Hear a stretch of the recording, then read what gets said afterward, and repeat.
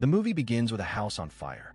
It is burning to ashes as a little girl stands in front of it, witnessing everything with her own eyes. Polly is in a meeting with Caitlin, who is a real estate lawyer. Polly says that she recently lost her job and the landlord has raised the rent without prior notice. Caitlin says that she is going to help her with that. Polly also mentions that she is in childcare, as that's what she loves to do the most. Just then, Caitlin's phone buzzes, and Polly notices that her daughter's picture is saved as the screensaver, and she's also pregnant. She asks Caitlin why she is still working even though she is heavily pregnant. She says that she loves her job and doesn't wish to quit. She then gets out of the office and returns to her car. She is talking to her manager, but just then her water breaks and she goes into labor. Caitlin has a strained relationship with her daughter, Emma. She's also struggling with her newborn, Josie, but refuses to accept help. Her carelessness causes a car to crash into the baby stroller, but fortunately, the baby wasn't inside. The woman remarks that she is a bad mother for not keeping a close eye on these things. She tells her husband, Miguel, that they should request a stop sign to be put there so that such incidents can be avoided. She is in a farmer's market with her family, but her lack of attention towards Emma makes her feel ignored. Just then, she runs into Polly. They start to chat, but Miguel comes there with palm oil, and Polly says that they shouldn't use it.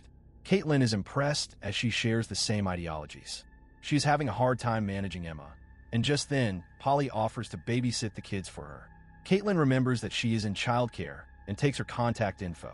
She tells Miguel that she wants to hire Polly, as she feels rather comfortable with her. She also mentions that she has a reference from her previous employer and she will call to check. She calls the woman named Rosanna and inquires about Polly. The woman seems really hesitant, but later confirms that Polly worked for her for a couple of years and that she is wonderful at her job. Polly is soon employed. Caitlin strictly instructs that the child is not to be fed formula and that only breast milk is to be fed to her. Polly soon forms a bond with Josie, which makes Caitlin relieved. Caitlin is also on prescribed drugs. She's going to run some errands, and Polly assures her that she will take care of the kids. Although she is apprehensive at first, she puts her faith in Polly. She starts to drive, but soon stops when she finds that someone has uprooted the stop sign. It makes the risk greater as she was about to get hit by a speeding car. Polly is leaving after work, but the family asks her to stay over for dinner, and she agrees. Caitlin offers her a glass of wine, but she says that she doesn't drink. She gets into another argument with Emma. Polly suggests that she should give her some time to cool down. Caitlin says that she wants to protect Emma at all costs, but she doesn't understand it yet. Just then, Polly's phone rings. She says that it's a girl that she is seeing. Caitlin reveals that she was once dating a woman before she married Miguel. Polly says that she figured that out, as Caitlin looks like someone who has dated women. Caitlin then offers her one of her old dresses. She says that she likes it and accepts it as a gift. She also notices Caitlin's medicine lying there on the counter. At night, while they are sleeping, Polly creeps into their room. Miguel gets up and tries to get intimate with Caitlin, but she refuses by saying that she is extremely tired. He is left disappointed and leaves the bed. She asks him to take Emma to her soccer match, but he says that he has work. He then suggests that Polly can watch out for the kids. Polly takes both the kids to the park and offers them cupcakes, which they aren't allowed to have. She also gives Josie some frosting, which worries Emma, as she isn't allowed to have sugar. But Polly diverts her attention by telling her stories about her childhood. She says that her mother used to bake the best cupcakes for her. But after some time, she had to separate from her family, and the place she went to, she had to survive on tuna. And when there was no food left, she had to sleep hungry. She then teaches Emma some gestures, which she copies effortlessly. Polly is playing with Josie, but she catches Miguel's eye, who takes a glance at her cleavage. Caitlin is trying to prepare dinner for their friends who are going to come for dinner, but all she is doing is making a mess. Polly comes there and spikes the food without anyone noticing. She says that the food has started to burn, but Caitlin kicks everyone out and says that she will fix everything. Stuart and Bethany have come here for dinner. Everyone is having the food, including Josie, without knowing that it spiked. Stuart tries to pick up a conversation with Polly, but she gives him a cold shoulder. She also mentions that she is thinking about moving out of LA as she can't afford it anymore. Caitlin is taken aback by this news. Later, everyone gets food poisoning and starts to throw up. They figure that it was because of the food. Josie starts to cry, and she remembers that she also had the soup. She is admitted to the ER immediately. Polly comes there and tries to comfort Caitlin, but she says that no matter how hard she tries, she can never do the right thing. Polly says that some things are out of control, and she shouldn't blame herself for it. She can't stop bad things from happening. She further covers her with her coat. She tells Polly that she doesn't want her to go. Polly says that she doesn't want that either, but she has no other choice. Everyone finally gets back home after recovery, but Polly keeps an eye on them through her car. She talks to Miguel at night, as she wants Polly to move in with them. Miguel is worried that she is spiraling again, like she did when Emma was born. It's revealed that due to postpartum, she had a breakdown and she tore apart the entire house. But Caitlin promises nothing like that is happening, and she can use Polly's help. Polly moves into their guest room. Caitlin also helps her to set things in place. They grow so close that they leave Josie alone with her. But little do they know that she doesn't care about Josie. Caitlin is swimming at night as Polly eerily creeps on her. She approaches Caitlin and asks her if she should put Emma to bed. But Caitlin is distracted by her neck pain. Polly says that she can help her with that. She starts to massage her neck, but it seems like she's trying to choke her. But she soon contains herself. The next morning, Caitlin finds Polly sleeping on the couch. She pulls off her socks as a joke. Polly gets up and looks really angry. Caitlin asks her if she has crossed a boundary, but just then her demeanor changes, and she says that she is fine. Caitlin and Miguel are chatting when all of a sudden, she finds a bottle of formula in the trash can. She immediately confronts Polly, and she says that the baby was not taking breast milk, so she chose to give her formula. Caitlin is stunned and says that she specifically discussed not feeding the baby sugar. But Polly acts shocked, saying that they never had this discussion. It creates a mess of a situation, but Polly says that she will take care of it from next time onwards. She has started to grow suspicious about Polly's changing behavior. One night, as she gets back home, she hears some people laughing. She finds that Polly has brought a girl home. She introduces herself as Amelia. Miguel is having a burger with them that he isn't supposed to have. Polly offers her one as well, but she says that she is tired and excuses herself. She can't sleep at night and goes out. She hears moaning noises and finds Polly making love with Amelia. She creeps on them, and their eyes meet, causing her to flee. Polly is giving Emma a haircut when she notices a tattoo on her arm named Olivia. She asks Polly about it, and she says that it's her sister.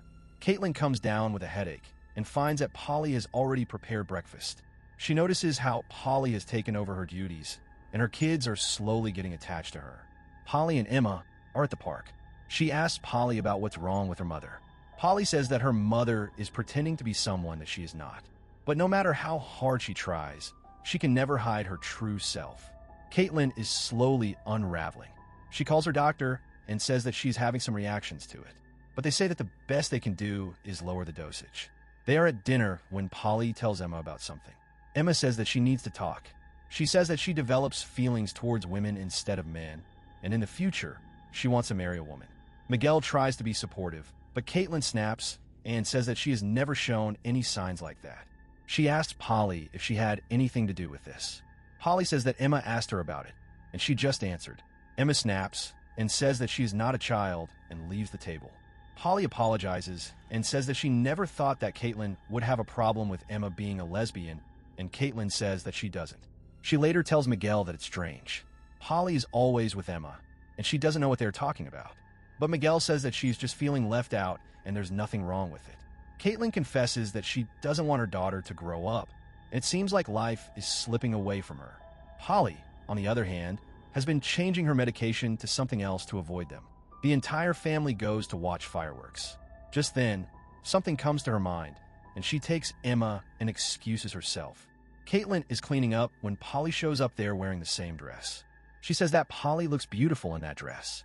Suddenly, some fireworks go off in Emma's room. Everyone rushes there, and she charges at Emma. She runs towards Polly, and she reveals that she got those at the park. Caitlin loses her cool and says that she did on purpose. Miguel asks her to calm down, but it's of no use. She asks Polly to get out immediately, and she obliges. At night, she asks Miguel if he believes her. He says that Polly just wanted to have fun, but Caitlin says that he can never see the evil in people. But he says that she is struggling like she did before. But he can't help her if she doesn't want to help herself. She considers the possibility that she might be wrong and asks about Polly's whereabouts. Polly, on the other hand, is in a motel in a completely distraught state. Caitlin shows up and asks to get in. She apologizes to her and says that it has happened to her previously as well, and she needs Polly's help to get better. Polly immediately forgives her and embraces her. Caitlin speaks to Stuart, who asks her about what she knows about Polly. But Caitlin only knows as much as she has told her. Stuart says that he is going to do a little digging and look for more information. One day, while going to her room, Polly finds Stuart there. He says that he wasn't aware of her residing there. Polly slightly threatens him to never invade her space again, and he leaves. But he has already succeeded in his mission as he has stolen the garbage bag from her room. He finds a used tampon inside. He then uses an at-home DNA test and uses it to learn about her origins. Caitlin, on the other hand, tries to call Rosanna's number, but it goes to voicemail. Miguel comes there and says that they have run out of milk. But Caitlin doesn't pay much attention to it and says that she will do it once she is done with her work. She then searches the number on Google and finds the address of a recreation center. She drives there and spots her. She approaches Rosanna and asks about Polly. The woman becomes hesitant and says that Polly hasn't returned her call.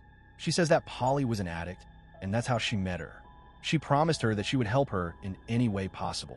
But Caitlin soon figures out that she has been lying all along, and Polly never worked for her. She bursts in anger, and the staff intervenes and forces her to leave immediately. Stuart leaves her a voicemail saying that he needs to talk to her as soon as possible. He has printed out news about a house being burnt down. Caitlin comes back home and tells Miguel that Polly was lying to them all along. She tells everything that she discovered, but he is furious as she chose to chase down a woman instead of feeding her hungry baby. Someone knocks at Stuart's door, and it's Polly. He says that he owes her an apology and asks her to come inside. She also notices the journal. He says that he knows everything about her, and her real name is Rebecca. She used to live in the same neighborhood as Caitlin when they were kids. Caitlin's real name was Jenny. When Polly was 7, she lost her entire family in a fire. Polly says that Caitlin was behind it, and it caused her entire family to die, including her baby sister. But she never got her punishment as her identity was changed and she was sent away. Stuart says that what Caitlin did was only in retaliation for what happened to her, but Polly says it's a lie. He says that what she is doing is wrong and she needs to stop it. Polly asks him if he has told Caitlin about this discovery, and he says that he hasn't yet. Just then, she starts to act sick and excuses herself to the washroom. After some time, he approaches her and says that he is going to help her with what she needs. But suddenly she comes from behind and hits him with a baseball bat. She then starts to collect all the evidence from his house. He tries to call 911, but she smashes him to death. Caitlin gets a call from Bethany, who says that Stuart has been attacked by an intruder. She immediately rushes to the hospital and meets her. She tries to tell the officer in charge that Polly had something to do with it, but her accusations are so out of place that they don't take her seriously. She comes back home and finds Polly having dinner with the family. She asks Polly to get out immediately, but she sits there completely nonchalant. She takes the matter into her own hands and starts to pack up her belongings. Miguel tries to stop her, but it's of no use. She sees Polly with Emma and lunges at her. Emma tries to intervene, but she strikes her as well. She breaks down after seeing what she has done to her own daughter. Caitlin has left her house and is living separately. Her attorney says that they are investigating the matter, but till that time, she needs to stay separated or they might get a restraining order on her. She's at her wit's end, but just then she notices something weird with her meds. She sees that it's scraped. She manages to find a number, but when she searches it, she finds that it is an ADHD stimulant. The next morning, she goes to Emma's soccer match. Emma is completely distant from her. Miguel says that Josie is in the house with Polly. She says that she would like to stay for the match, and Miguel goes to fetch a seat. Caitlin sits next to Emma and apologizes for her behavior. She says that she wants to protect herself at all costs, as no one did that for her. Mother and daughter share a heartfelt conversation for the first time. After that, Emma says that she stole something from Polly's room and gives her the journal. The moment she sees it, all the memories flash in front of her eyes. She breaks down in tears. Before departing, she hugs Emma and says that she will fix everything. Polly is in the house with Josie when Caitlin shows up there. She addresses her as Rebecca, and both of them get inside the house. Miguel calls Caitlin, but can't get to her. He takes Emma and leaves for home. Caitlin says that she has always thought about meeting her. She apologizes and says that she told everyone about what Polly's father was doing to her, but no one believed her. Polly says that she is lying, but she says that she was being abused by her father. Polly says that she saw Caitlin on that fateful day. She also saw her entire family burn in front of her eyes, and that day she decided that she would have her revenge. She says that after the incident, she was shifted to 7 different foster homes. Her life became a terrifying nightmare. But Caitlin intervenes and says that she isn't lying, as Polly was being abused by her own father. He told Caitlin how much she looked like his daughter while abusing her. Polly breaks down in tears, and Caitlin says that she never wanted her to suffer, and she can turn her life around if she wants to. But just then, Polly stabs her with a broken bottle. She says that she will steal her daily and live the life that she couldn't have. Both of them get into a scuffle, and Polly smashes her hand. But Caitlin somehow manages to overpower her and runs to save Josie. She takes her and tries to leave, but Polly is back in her senses again.